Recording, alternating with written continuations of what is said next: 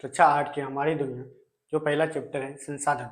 संसाधन किसे कहते हैं वो भी हम बता दिए थे और उस संसाधन के प्रकार भी बता दिए थे। संसाधन 3 प्रकार के होते हैं, प्राकृतिक संसाधन, मानव संसाधन और मानव निर्मित संसाधन। वो पहले वीडियो में हो चुका है। प्राकृतिक संसाधन क्या होता है। अब दूसरा टाइप है मानव संसाधन, उसके बारे में देखते हैं।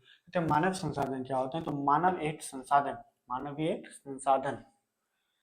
तीसरा है क्या, मानव निर्मित संसाधन, मतलब मानव अपने श्रम से कई प्रकार की वस्तुओं का निर्माण प्राकृतिक वस्तुओं के स्वरूप एवं गुण में परिवर्तन लाकर करता है। मतलब मानव जो है कई प्रकार की प्राकृतिक वस्तु के गुण और स्वरूप में परिवर्तन लाकर जो करता है वही क्या कहलाता है, मानव निर्मित संसाधन। जैसे मकान, घर, फर्नीचर, पंचायत भवन, बस, ट्रक, हवाई अड्डा, रेल सड़क, रेलगाड़ी, ये सब क्या है, मानव निर्मित संसाधन।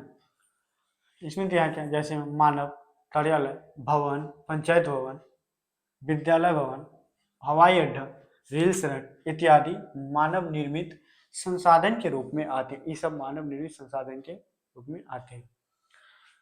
कहते हैं संसाधन, प्राकृतिक संसाधनों का वर्गीकरण। अब प्राकृतिक संसाधनों का वर्गीकरण करते हैं। संसाधन तो 3 टाइप कर लिए, पहले दिन हम प्राकृतिक संसाधन के बारे में पढ़े थे। तो प्राकृतिक संसाधनों का वर्गीकरण, उसका मतलब बंटवारा कैसे करते हैं, कितने किस आधार पर की जाती है। तो देखो जी, तो प्राकृतिक संसाधनों को विभिन्न आधार पर कई उपवर्गों में बांटा जा सकता है। प्राकृतिक संसाधनों को विभिन्न आधार पर कई उपवर्गों में बांट सकते हैं।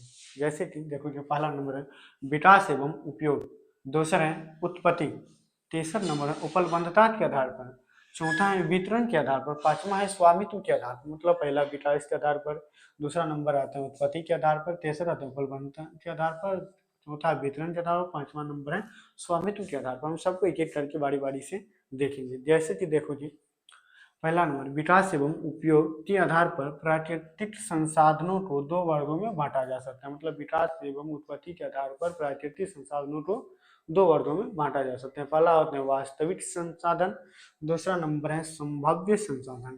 देखो कि वास्तविक संसाधन क्या होता है, कहते वे संसाधन होते हैं जिनकी मात्रा ज्ञात होती है, जिनका सर्वेक्षण किया जा चुका है और जिनका उपयोग वर्तमान में किया जा रहा है। तथा वैसे मतलब वास्तविक संसाधन वे रहते हैं जिनकी मात्रा ज्ञात हो, जिनका सर्वेक्षण किया जा चुका हो और जिनका वर्तमान में उपयोग किया जा रहा हो, वही वास्तविक संसाधन होता है। जैसे कि देखो जी, कोयला, पानी और पेट्रोल, इसका मात्रा ज्ञात है और अभी वर्तमान में उपयोग हो रहा है, इसीलिए सब वास्तविक संसाधन कहलाते हैं। दूसरा नंबर है इसका संभाव्य संसाधन।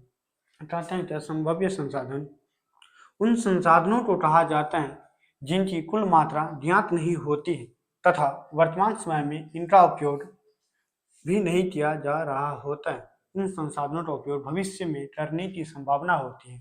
तथा संभाव्य संसाधन वैसे संसाधन है जिनकी तो मात्रा भी ज्ञात नहीं है और वर्तमान समय में उपयोग भी नहीं की जाती, इसका उपयोग के लिए भविष्य में करने की संभावना होती है, जिसे हम संभाव्य संसाधन कहते हैं। जैसे कि देखो कि जैसे चाहें केरल में मिलने वाला थोरियम तथा लद्दाख में पाए जाने वाला यूरेनियम संभाव्य संसाधन के उदाहरण है। संभाव्य संसाधन मतलब केरल में मिलने वाला क्या, थोरियम, और लद्दाख में पाए जाने वाला यूरेनियम, ये संभाव्य संसाधन के उदाहरण है। जो मतलब इसका भविष्य में कभी उपयोग की जा सकती है, अभी उपयोग नहीं हो रहा है। तो इसके बाद है दूसरा नंबर उत्पत्ति के आधार पर संसाधन 2 प्रकार के होते हैं। उपयोग उत्पत्ति के आधार पर संसाधन 2 प्रकार के होते हैं। पहला है जैव संसाधन, तथा जैव संसाधन के अंतर्गत सभी सजीव शामिल है। मतलब जैव संसाधन के अंतर्गत सभी सजीव उसमें शामिल होते हैं। जैसे कि देखोगे पेड़ पौधों, वन, जीव जंतु इत्यादि सभी जैव संसाधन के अंतर्गत आते हैं। दूसरा नंबर है अजैव संसाधन। अजैव संसाधन के अंतर्गत सभी निर्जीव वस्तुएं अजैव संसाधन है।